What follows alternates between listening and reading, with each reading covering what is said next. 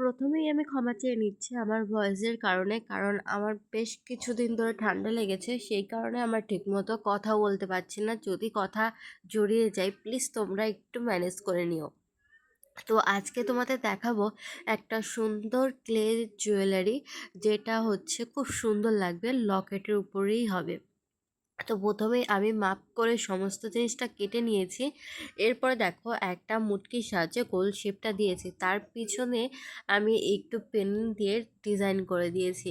তারপরে ভিতরে একটুখানি ক্লে দড়ির মতো পাকিয়ে নিয়েছিলাম, সেটাকে তার মাঝখানে বসিয়ে দিচ্ছি।